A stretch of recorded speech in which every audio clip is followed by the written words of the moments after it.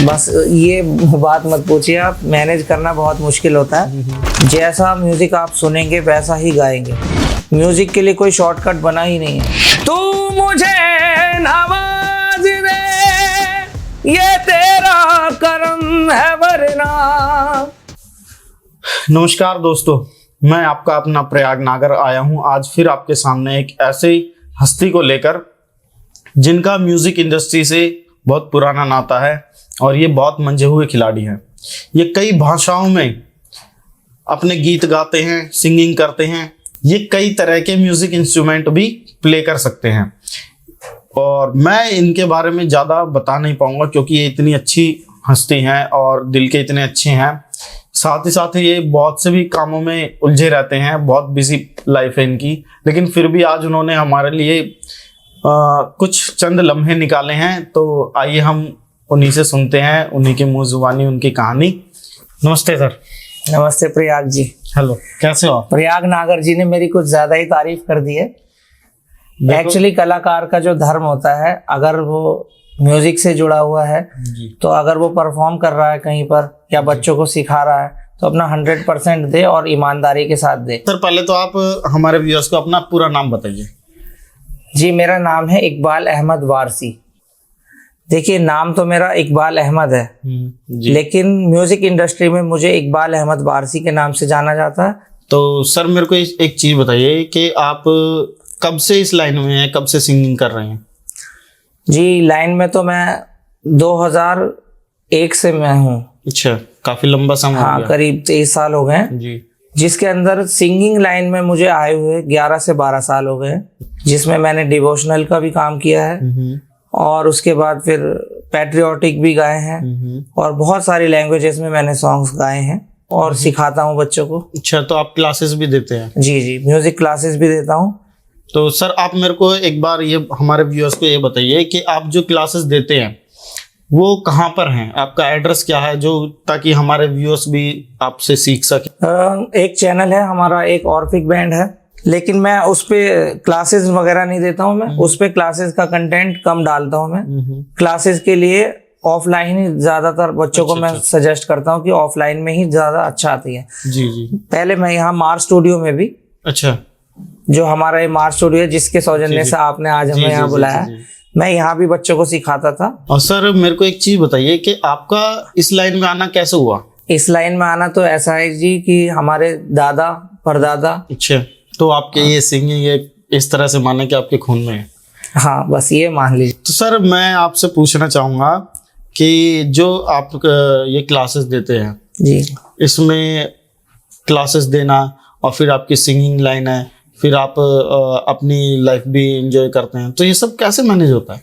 बस ये बात मत पूछिए आप, मैनेज करना बहुत मुश्किल होता है। और एक्चुअली बच्चों का टाइम जो होता है वो ज्यादातर सीखने का होता है, मॉर्निंग का। बिल्कुल। और हम शोज लाइन में जो हम घुस गए हैं तो उसमें हम रात को इवेंट करते हैं। रात को जैसे गा के आए और उसके बाद मॉर्निंग में क्लास है किसी बच्चे की, जी। तो वो सुबह उठकर फिर क्लास के लिए रेडी होना वो थोड़ा सा चैलेंज होता है। जी, तो आपको नींद भी काफी कम ही मिल पाती होगी। हाँ, नींद की वजह से। और एक गाने वाले के लिए तो नींद बहुत जरूरी है। सर जैसे कि नए जो सिंगर्स हैं, जो बिगिनर्स हैं, जो बच्चे सिंगिंग सीखना चाहते हैं, उनको कौन सी ऐसी चीजें हैं जो ध्यान में रखनी चाहिए? उनको सबसे पहले अपने गुरुजी की हर बात ध्यान से सुननी चाहिए। उन्होंने अगर बोला है गुरुजी ने कि भाई आपको इस राग पे काम करना है तो उस राग पे वैसे काम करना पड़ेगा उन्हें। आवाज ठीक है आपकी, और म्यूजिक सुनना बहुत जरूरी है। बहुत जरूरी है। जैसा म्यूजिक आप सुनेंगे वैसा ही गाएंगे। जी। तो सुनना बहुत जरूरी है। ऐसा होता है कि आजकल की जो पीढ़ी है वो सुनती कम है और वो सिर्फ एक तरह का म्यूजिक जो आजकल चल रहा है जिसमें सुरों की समझ बहुत कम है लोगों को। सुर अगर समझने हैं तो पुराने गीत भी मैं सजेस्ट करूंगा। पुराने गीत, गजल, जितने भी इतने महान महान सिंगर हमारे बीच जो अब नहीं है जी, मन्ना डे जी, बड़े गुलाम अली साहब, अगर इनको सुनेंगे तो वो गायकी, उनको पता चलेगा कि हम कितने पानी में हैं। म्यूजिक के लिए कोई शॉर्टकट बना ही नहीं है। बिल्कुल। जब तक आप उस राग को सीखेंगे नहीं उसको गा नहीं पाएंगे। सर अब ये तो हो गई सिंगिंग लाइन। अब मेरे को एक चीज़ बताइए, जैसे नए नए बिगनर्स हैं जो म्यूजिक इंस्ट्रूमेंट सीखना चाहते हैं, उनके लिए आप क्या सजेशन करना चाहेंगे? देखिए, सिंगिंग और म्यूजिक कोई ज़्यादा दूर दूर के नहीं है, ये बिल्कुल पास में है, एक दूसरे से जुड़े हुए हैं। जुड़े हुए। जो गाना गाएगा अगर वो थोड़ा म्यूजिक भी बजाता होगा तो वो बहुत अच्छा गाएगा। थोड़ा सा म्यूजिक की सेंस बहुत ज़रूरी है। गाने से पहले अगर म्यूजिक सीख लिया जाए, जैसे कोई हारमोनियम ले लो, आप गिटार ले लो, कीबोर्ड ले लीजिए, जैसे कोई भी इंस्ट्रूमेंट पे आप रिदम बजा सकते हो। अगर आपको आती है ताल और म्यूजिक आता है तो आपकी सिंगिंग भी बहुत अच्छी होगी। तो म्यूजिक जो है वो समझ लीजिए इसकी रीढ़ की हड्डी है, सिंगिंग बाद की बात है। पहले म्यूजिक की नॉलेज समझ सब होनी चाहिए। और मैं तो पीढ़ी को यही बताना चाहता हूँ कि सबसे पहले आपको एक म्यूजिकल इंस्ट्रूमेंट सीखना ही पड़ेगा। तो ये आपका बहुत अच्छा सजेशन लगा मेरे को कि अगर सिंगिंग हमें करनी है तो पहले इंस्ट्रूमेंट को ही सीखना पड़ेगा। परफॉर्म करते हैं तो लाइव ऑडियंस जो आपके सामने बैठी होती है, तो उसमें आपको ऐसे भी अच्छे भी लोग मिलते होंगे, बुरे भी मिलते होंगे। जो बहुत से ऐसे लोग हैं जो गलत कमेंट्स भी कर देते हैं, या कुछ ऐसे भी होते हैं जो आपकी सराहना करते हैं, आपको ऊपर बढ़ाने की कोशिश करते हैं। तो आप इन सबको कैसे फेस करते हैं? ये जो आपने ऑडियंस वाली बात बोली है, ये मैंने देखा है, मैंने ज़रूर, और लेकिन मेरे साथ कभी ऐसा नहीं हुआ है, ईश्वर की कृपा है। लेकिन मैंने जो कुछ थोड़ा सा कम सीखे हुए लोग हैं जो गाने को सीरियस नहीं लेते और स्टेज पर चले जाते हैं जी। उनके बारे में मैंने ज़रूर सुना है कि हाँ, मैं भी उनको सुन रहा हूँ, सामने मुझे भी थोड़ा सा अटपटा लग रहा है कुछ कि यार अच्छा नहीं गा रहा है। अपने उन्हीं के मेरे साथ में जैसे दूसरे खड़े हैं तो मैंने उन लोगों के मुंह से भी सुना यार इससे बढ़िया तो हम गा लेंगे। मतलब उन लोगों का ये होता है, वो जो सुन रहा है वो ये बोल रहा है कि हाँ ऐसे ही गा लेंगे। ऐसे भी नहीं है, इतना भी आसान नहीं है म्यूजिक, क्योंकि अगर कोई स्टेज पर खड़ा हो गया है तो वो खड़ा होना भी बहुत बड़ी बात है। बहुत बड़ी बात है।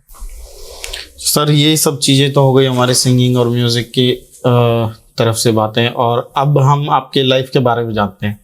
आपका लाइफ एक्सपीरियंस कैसा रहा है? लाइफ एक्सपीरियंस बहुत अच्छा था। जीवन में मुझे लोग जो मिले मेरे साथ, जिन्होंने काम किया, बहुत अच्छे लोग मिले।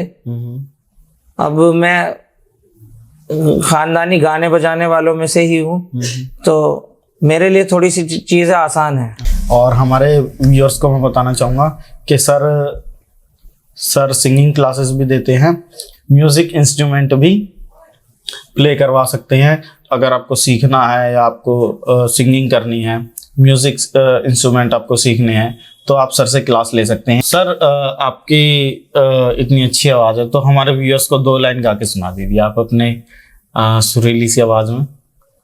जी बिल्कुल, मैं आपको सुना दूंगा बिल्कुल। और मैं चाहता हूं अगर हमारे जो ये श्रोता जो हमें सुन रहे हैं वो अगर कुछ सीखना भी चाहें तो यहाँ मार्स स्टूडियो में भी आ सकते हैं जी। मार्स स्टूडियो में कमल सर मिलते हैं, उनसे संपर्क कर सकते हैं वो।